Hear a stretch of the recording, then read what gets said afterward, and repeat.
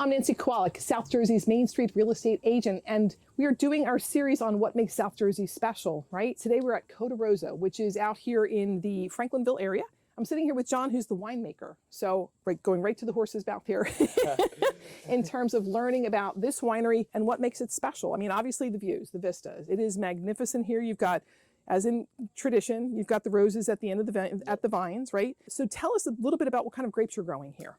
So for the most part, it's Chamberson. So we have about 15 rows of Chamberson vines, and then we have 10 rows of Crimson Cab, which is a hybrid of Cabernet Sauvignon. Nice. And then our newest vines are called Cynthiana. Those are about 2 years old now, pushing 3 years old.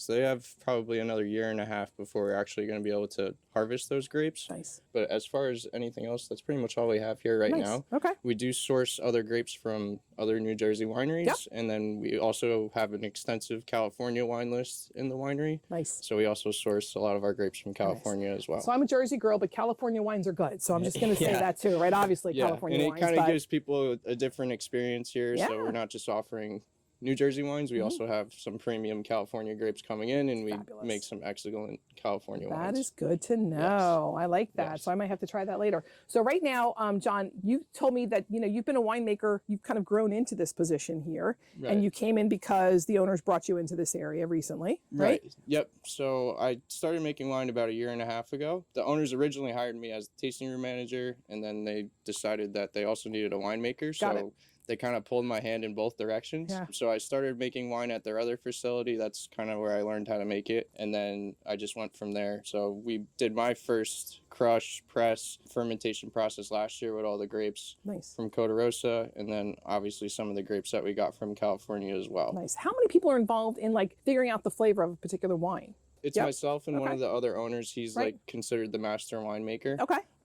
So me and him collaborate whether or not we want to blend wines upon crush or crush separate varietals into barrels and then blend halfway through or aging process or do it all at once. So it's a lot of give or take. It also depends on the quality of the grapes that we get when it's ready to crush. So like I said, the process isn't set in stone. It has a lot to do with how good your fruit is and the quality of the fruit. So I'm still learning what the best way to go about it is. But I think this next vintage that's coming out is going to be lights out. New Jersey and California likely. They should be great. Nice. Very nice. So I can honestly say in Jersey, I've learned, as I was saying a little bit earlier, that the Cab Franc is for me, Cabernet Sauvignon is my thing, right? But when I drink it here in South Jersey, it tastes different. Right. But the Cab Franc has got that full body and that flavor that I'm looking for with still the dryness, right? And so what I'm drinking now has... So this is Cordest. Cordest is primarily Chamberson that is behind us right here. And then we source the Cab Franc and the Merlot from other wineries in the area. But yes, the Cab Franc gives it that solid body as well as that Merlot. It gives it that deep color. And then the Chamberson ups the acidity. It gives a little spice or something, gives it a little bit of spice. I mean, we use 2-year-old American oak barrels for this. Okay.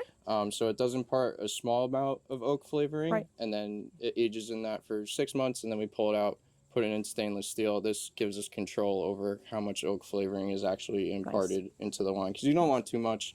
You want to get the grapes... Exactly. You want them to shine through the wine. You definitely do. So that's a pretty good example of that. It is. No, it tastes great. It is. I'm definitely enjoying it. I'm trying to sip it and behave. Just saying. But so how many barrels will you guys produce or bottles will you produce in a year? I know that so this will be something that you ramp up, I guess, even more. So we're still trying to get our inventory up so we could do as many festivals a year. So we have 2 upcoming festivals in September.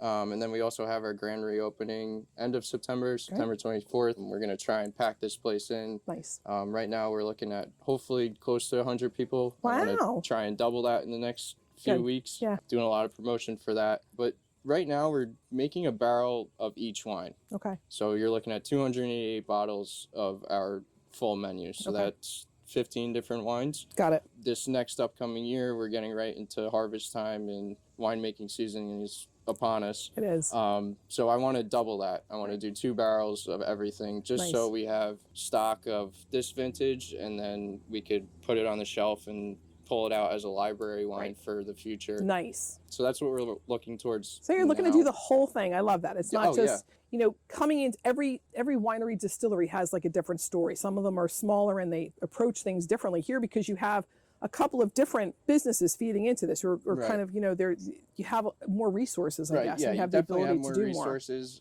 It's been owned by this new ownership for 1.5 years now. Okay. So they're still trying to get their feet wet within New Jersey New Jersey, wineries. yep. And it's kind of just a whole learning curve for everyone, including myself. Right. So yeah, I mean, I'm excited to see what happens Me next too, year. me too. So what do you think about Jersey? I mean, South Jersey wines. Have you mostly been in this area? Yeah, further. I mean, I live in Toms River now, but all the South Jersey wineries, they put out an incredible product, whether it's a sweet wine, whether it's a dry wine, whether it's a sparkling wine. Right. Everybody has their own thing, like you were saying. Right. But no matter where you go, whether it's on the South Jersey Wine and Ale Trail, they're part of the Outer Coastal Plain Vineyard Association. It's all different, and everybody does a really good job as promoting themselves and what they stand for as a vineyard. Very nice. Any parting thoughts that you want to tell our audience in terms of what's your vision? Because you're the winemaker here. Tell me a little bit about what you would like to see. So, I mean, right now we're still making a lot of wines that the old owner had made, and I'm still trying to just come up with new ideas. I want to come out with a sparkling wine. I'd like to come out with another sweet rosé wine. Nice. A couple more whites. And we're trying to get more vines here at Coda Rossa of different grape varietals. So I know me and the master winemaker have been talking a lot about getting Tremonette, which is a very popular white wine in New Jersey. And then obviously we want to grow our own Cab Franc, and we want to grow our own Merlot. And then we also have the Crimson Cab, which I mentioned before. Yeah. I want to come out with a straight varietal of Crimson Cab. Oh, good. Grows really well in South Jersey, and the barrels that we have in stock right now are actually looking pretty good. So that might be something in the near future that you may see. Nice. All right. So what's your personal favorite? That's a really tough question. I know. I really do not like sweet wine. I don't mind making it, and I love watching people enjoy it. Of course. But for right now, I mean, Cordest is definitely at the top of my list. Oh, nice. And then we also have a wine called Tukalu, with Cab and Syrah. So Pinotage is a native grape of South Africa. We source it from California, but it's just all around a great wine. You don't need anything to accompany it. You could sit on the couch at night and I'd like to finish the bottle sometimes. So, I mean, that's probably the top of my list. I can't say I don't relate to that one. Yeah, I get that. So I'd say Tukalu is probably my favorite, and then Cordest is right behind it as far as New Jersey goes. Nice.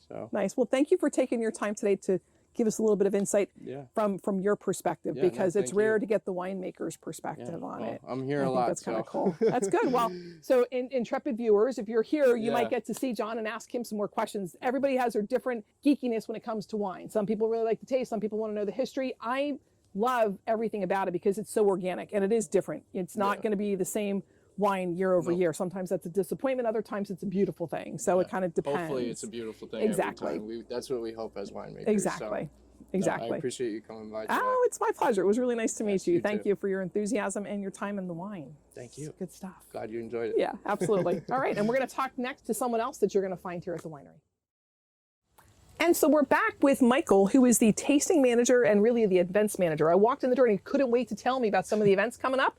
And so I wanted to bring him in so we could discuss some of those things. And Michael, tell us a little bit more about, you're here doing tastings and you have the pleasure of meeting a lot of people, a lot of groups.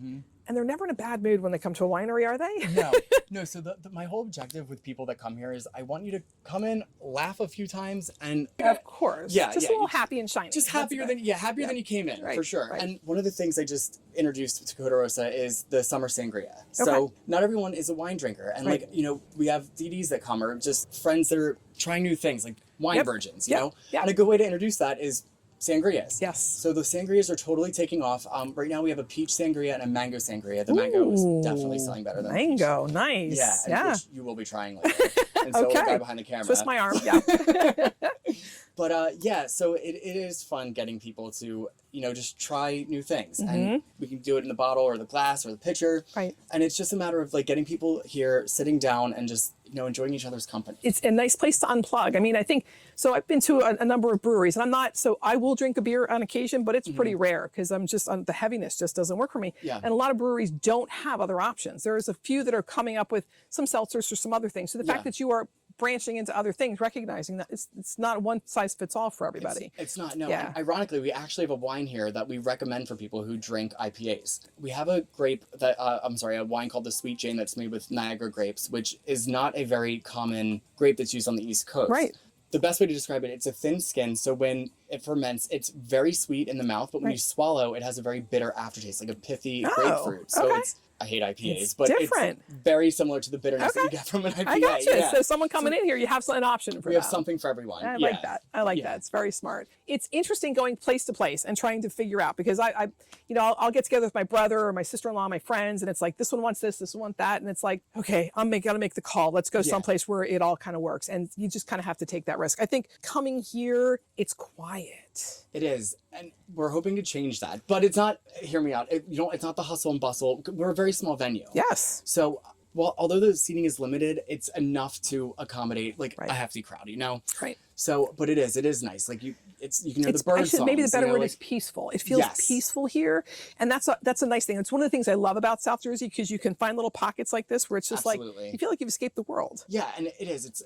So we only grow the red wines here, but that's another cool thing is too, like the customers or the guests that come here, like you can go into the vineyards and actually eat the grapes off the vines. Cool. A small thing, but of course, but it is. It's nice to be on a quiet little niche of the world as far as wineries go. A lot of them in the area, you're right, are totally they're loud. They can get loud. They can get crowded. But it's nice with the limited seating because it's nice to be able to do this. Feels more intimate. Exactly. Right? More intimate. And listen, you as a business, you want it to be loud and bustling and everything, but there are people that like a little bit of intimacy, like the quiet, like the peace, you know, especially when you're open during the day. So not that I'm encouraging day drinking, but it's not a bad thing in South Jersey. If you can take a day and just kind of enjoy that. Churches encourage day drinking on Sundays. I don't want to hear it. I knew I liked that. I knew I liked you, Mike. That's perfect. Exactly. So, but it really does. It gives, it's that home away from home kind of thing, that breakaway from, we say when I go day drinking, I'm like, it's like walking out of a theater. If you're in a bar or someplace where you've had lunch and you have a drink and it's like walking out of a theater, it's like, oh my God, it's daytime. Here you can sit outside in the sunshine and enjoy it.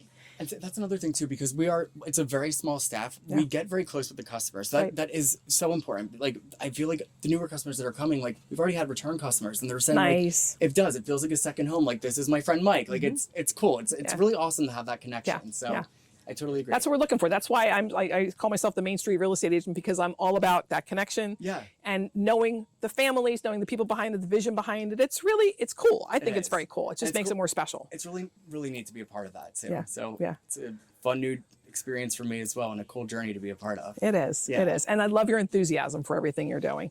Listen, I'm bald. I accept that I look like Voldemort on the daily basis. I have to have a good personality and be able to make people laugh. I love especially it. being a bartender. So. Good attitude. I appreciate it. Absolutely. So anything that, they're on the edge of their seats thinking, maybe I should come, maybe I shouldn't. Michael, why here? I'll be able to make you laugh. Come on. Just give us a shot. Right now we have 15 different wines. There's a chance that I can find something that you like, and I can almost guarantee I'll make you laugh every single time. I'm kind of getting that. And I'm going to say, this is the first one I've had, and I love it already. And after hearing for the descriptions, I asked the winemaker what he liked and what the grapes were, and I was like all about it. What did he say?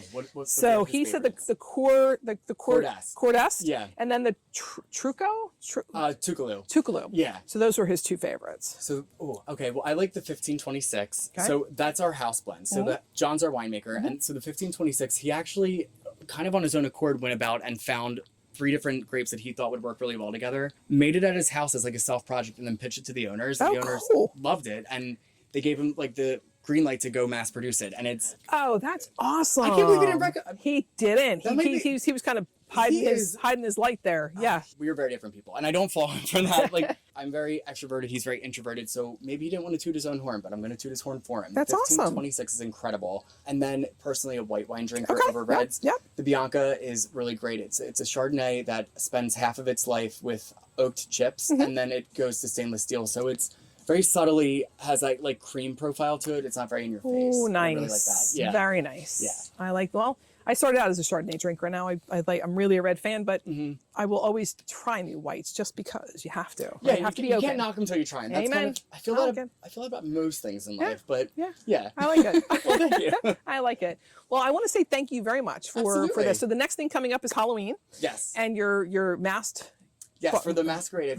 It's going to be October 29th from 7 p.m. to 10 p.m. Awesome. Yes. Awesome. I'm looking forward to seeing pictures of that. I'm going to be in San Antonio, but I'm going to be looking for that. Oh, well, hopefully you have a wonderful time too. Me too.